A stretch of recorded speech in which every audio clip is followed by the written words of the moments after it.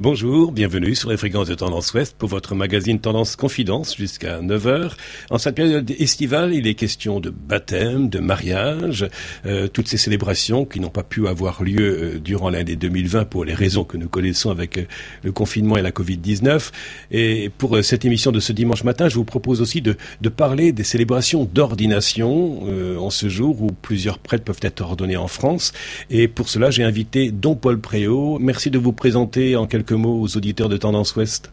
Je suis prêtre d'abord, donc j'ai été appelé et j'ai reçu l'ordination il y a plus de 30 ans maintenant. J'appartiens à une communauté qui s'appelle aujourd'hui la communauté Saint-Martin, assez récente, qui a 40 ans, et qui est née en Italie. Et vous savez qu'en Italie, les prêtres se font appeler par leur prénom, mais avec un don devant, donc fameux Don Camillo. Et moi, je m'appelais Don Paolo. Et parce que c'était mon prénom Paul, et on a gardé un peu cette coquetterie dans la communauté de se laisser appeler Don, D-O-N, vraiment, et non pas D-O-M, qui est la tradition monastique en France. Par exemple, Don Guéranger à Solesmes ou les pères abbés bénédictins. Nous sommes des prêtres séculiers, et je suis prêtre séculier, mais appartenant à une communauté. Alors, Don Paul Préau, vous êtes l'actuel supérieur de cette communauté Saint-Martin. Un petit historique peut-être sur cette communauté et puis aussi ce que vous entendez par prêtre séculier. Alors, la communauté Saint-Martin est née en 1976. C'est un prêtre français, l'abbé Guérin, originaire du diocèse de Tours, qui a été envoyé par son évêque dans les années 64-65 à Paris, d'abord pour un temps de recyclage et puis ensuite pour une mission.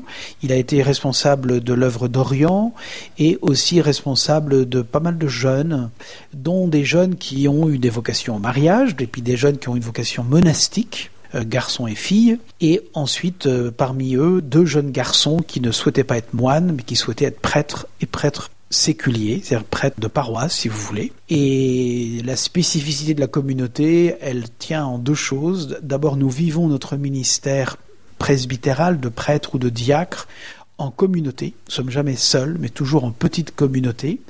Et nous vivons un service des évêques en France ou à l'étranger. Et donc nous avons une mobilité comme un prêtre séculier normal, mais avec une amplitude peut-être plus grande qu'un prêtre, puisque nous pouvons aller dans tous les coins de France, ou voire même à l'étranger. Vous avez parlé à l'instant de prêtres séculiers, c'est-à-dire de prêtres qui sont en paroisse ou prêtres diocésains, le diocèse étant le territoire qui correspond à un département. Les membres de la communauté Saint-Martin vivent en communauté, c'est un peu un compromis entre le prêtre diocésain et les prêtres que nous pouvons trouver aussi dans une abbaye. On est un peu un entre-deux, c'est bien vu. Alors on s'inspire, nous, de Saint-Martin.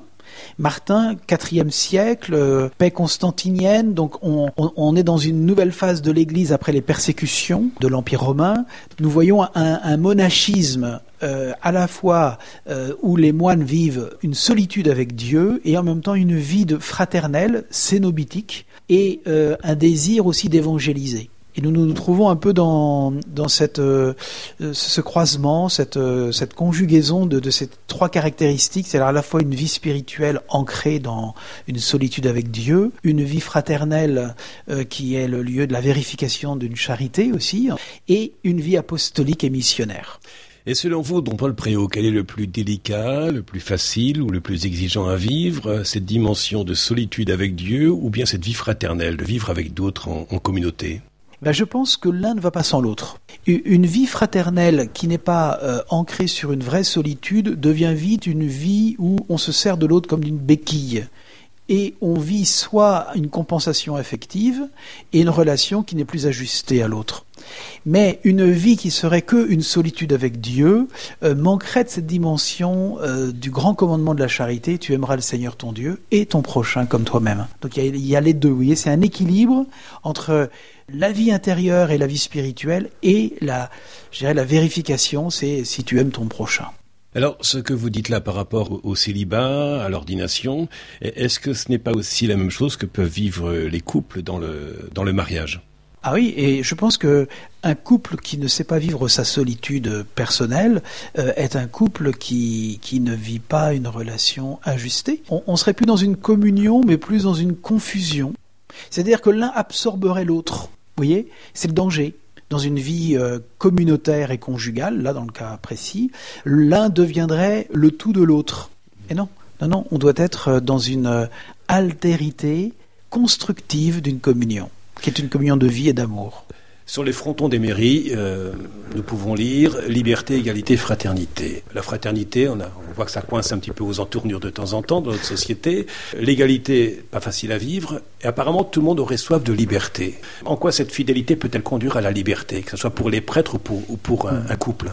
Je trouve que c'est un thème qui est au cœur de nos préoccupations à tous, ça. Je dirais que ça dépend comment on définit la liberté.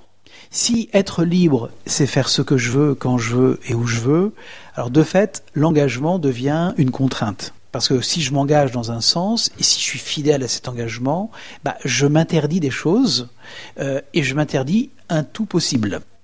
Mais si être libre, c'est faire ce pourquoi je suis fait, alors moi je vais le dire en langage religieux, parce que je suis prêtre. Si être libre, c'est réaliser ce pourquoi j'ai été créé et appelé par Dieu, dans un dialogue où Dieu me laisse libre, mais aussi où je dois respecter ce que je suis. Par exemple, je n'ai pas choisi de naître comme un homme. Je n'ai pas choisi de naître au XXe siècle, parce que je suis né au siècle dernier, moi. Je n'ai pas choisi d'être né dans telle famille. Si bien que, qu'est-ce que c'est que cette liberté, si ce n'est pas consentir profondément à quelque chose que je n'ai pas choisi primordialement. Et là, je parlerai plus d'une liberté qui n'est pas seulement le libre arbitre, c'est accomplir ce que je pense être le bien pour moi. Pour moi. Eh oui. C'est pas égoïste. Et non, c'est pas égoïste. C'est en conformité avec ce que je suis. Alors je crois que ce chemin d'engagement devient un chemin de liberté. Mais il y a une autre condition, c'est que cet engagement soit fait toujours, non par contrainte, mais par amour. C'est-à-dire avec beaucoup de joie. Parce que je peux faire ce pourquoi je suis fait, mais le faire à contre-cœur. Et là, on n'est plus dans un chemin de liberté. Il faut aussi qu'il y ait cet ingrédient de l'amour, et je dirais même, j'ajouterais une certaine conviction dans ce que nous faisons. Parce que sinon, nous risquons de subir notre vie et non pas de la réaliser. Et puis j'ajouterais un troisième ingrédient, c'est le faire avec persévérance. Alors, vous nous parlez à l'instant de persévérance, aussi d'engagement, de liberté, ce qui est vrai aussi pour votre choix de vie, ce qui est vrai aussi pour un engagement comme le mariage. Mais demeurer fidèle à un engagement quel qu'il soit, cela peut apparaître comme étant exigeant. D'autant plus aujourd'hui où on est un peu dans la société de l'immédiateté, de la spontanéité, peut-être pas au bon sens du terme, là, où il nous faut apprendre le sens de l'effort et d'aller jusqu'au bout. Don Paul Préau, en première partie d'émission, nous avons parlé de cette dimension de l'engagement, de la liberté, mais aussi de la fidélité. Vous avez aussi parlé de persévérance. Le mot partage aussi, nous allons en parler pendant cette seconde partie d'émission. Entre donner et recevoir, qu'est-ce que ça vous inspire comme commentaire? C'est qu'on ne peut pas que donner, on a besoin de recevoir. Et je ne peux pas être que dans le don de moi-même, je dois d'abord me recevoir et recevoir de l'autre amitié, confiance, amour. Quelqu'un qui ne le recevrait pas...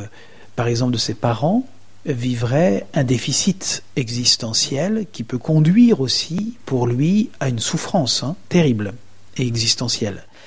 Donc je ne peux pas que donner, je dois aussi apprendre à recevoir, et c'est pas le plus facile.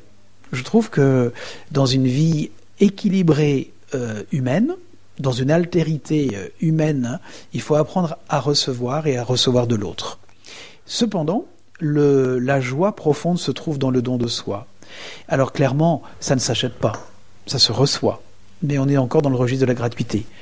Je prends un exemple tout simple, quand nos parents nous ont donné nos biberons, nous ont soignés, nous ont éduqués, ils ne nous demandent pas de payer la facture. Ou alors c'est que ce ne sont pas des parents qui sont dignes de l'amour qu'ils doivent donner à des enfants. C'est vrai qu'on est dans un monde où tout doit se payer, mais en fait, le grand don de soi, il est gratuit. Il est gratuit, parce qu'il passe par le don de sa personne à l'autre. Et face à un engagement comme celui de devenir prêtre, est-ce qu'il y a un mot qui vous apparaît important pour discerner, pour savoir si ce n'est pas le fruit de mon imagination ou l'appel de Dieu? Alors d'abord, pour être honnête, moi ça fait 10 ans que je fais ça. Je reste modeste dans la réponse que je vais vous apporter. Pourquoi ? Parce que c'est du sur-mesure. C'est-à-dire que chaque personne humaine qui vient à moi pour me demander un discernement, que ce soit dans la vocation en vue d'être prêtre, donc pour être séminariste et prêtre, ou que ce soit pour le mariage, chaque personne est unique. Par exemple, unique dans son histoire familiale, unique dans son originalité propre, unique dans ses désirs. Donc il faut d'abord apprendre à écouter beaucoup pour accompagner. La deuxième chose que je dirais, c'est que pour pouvoir distinguer, alors moi actuellement c'est surtout des garçons qui s'orientent vers le sacerdoce, souvent ils viennent et c'est eux qui me témoignent qu'ils ont senti un appel. Donc le rôle de l'Église, c'est de discerner si cet appel n'est pas une illusion ou si cet appel n'est pas une fuite. Une fuite après un échec professionnel, sentimentale, ou même peur de l'autre, peur de s'engager avec une femme, peur de s'engager dans la vie. Il y a de tout dans les situations. Donc il faut d'abord discerner et prendre le temps que l'autre soit suffisamment en confiance pour pouvoir se dire sans avoir l'impression d'être jugé. On ne connaît pas ce qui se passe dans le cœur des autres, puis le Christ nous demande dans l'Évangile de ne pas juger. Alors le jour de l'ordination, ce qui peut être le cas aujourd'hui, en ce dimanche en France et dans le monde, l'évêque pose la question au supérieur, à la personne qui a suivi la formation des candidats qui se présentent pour devenir prêtre. La question est la suivante: a-t-il les aptitudes requises? Mais quelles sont ces aptitudes nécessaires pour être ordonné prêtre? Par exemple, être capable d'enseigner la foi. Donc quelqu'un qui soit capable d'exposer la foi chrétienne catholique. Je dirais globalement le catéchisme. Le deuxième critère, c'est un certain équilibre psychologique pour pouvoir assumer en particulier une vie de célibataire, puisque dans l'Église latine, il est demandé aux candidats de vivre le célibat pour le royaume des cieux. Avec des tentations qui peuvent être là aussi. Mais bien sûr, et moi je dis souvent, et je me le dis souvent à moi d'ailleurs, et puis je le dis souvent aux séminaristes, c'est pas parce que on est prêtre ou séminariste que tout d'un coup il n'y a plus de pulsion et qu'on ne voit pas si une femme nous plaît ou pas. Et enfin, il y a une dernière chose que demande l'Église, c'est une intégrité physique, ça veut dire une capacité à porter physiquement la charge. Parce que c'est une charge que d'être prêtre, et surtout aujourd'hui on est moins en France qu'il y a, mettons, 50 ans, il faut être capable de porter une charge durablement. Est-ce que la clé d'un bon discernement ou d'un discernement qui serait juste, ça serait la paix qui habite cette personne? Oui, c'est clair. Vous avez parlé de liberté. Pour moi, c'est vraiment une clé. On sent si quelqu'un est libre ou pas, s'il agit par pression. Par exemple, ne pas décevoir ses parents. Donc je vais être prête pour ne pas décevoir mes parents. Vous voyez, ça c'est un piège. Ne pas décevoir les grands-parents. Ça peut arriver. La clé du discernement, c'est le couple paix et joie. Couple, paix et joie et liberté. Ça me paraît fondamental. Est-ce qu'il y a une règle au sein de cette communauté Saint-Martin, comme il y a des règles pour les cisterciens ou bénédictins? Oui, on a une règle alors qu'on appelle, nous, un coutumier, puisqu'on est séculier. Mais c'est vrai qu'on a un certain nombre de règles de vie. Pour la vie communautaire en particulier, c'est très important. Il y a une charte de formation pour les séminaristes. Et celle-là, elle est commune pratiquement à tous les séminaristes du monde, puisque le pape François a demandé qu'il y ait une nouvelle charte qui puisse... où il insiste beaucoup d'ailleurs sur la dimension humaine de la formation. Une étape dans votre vie, un carrefour, j'oserais dire, qui a été important également, le scoutisme, une école de vie humaine et une école de vie en lien avec la nature. Alors, le scoutisme, d'abord pour moi, une école de vie commune et une école de l'effort. J'aimais beaucoup cet article de la loi « Le scout ne fait rien à moitié ». Et vous voyez, vous avez parlé de la création de la nature. Je pense que c'est très juste. On a des paroisses, nous, dans les quartiers très populaires de Sarcelles et tout. Et je plains beaucoup les jeunes qui ne peuvent jamais être en contact avec la nature. La mer, la forêt, la montagne.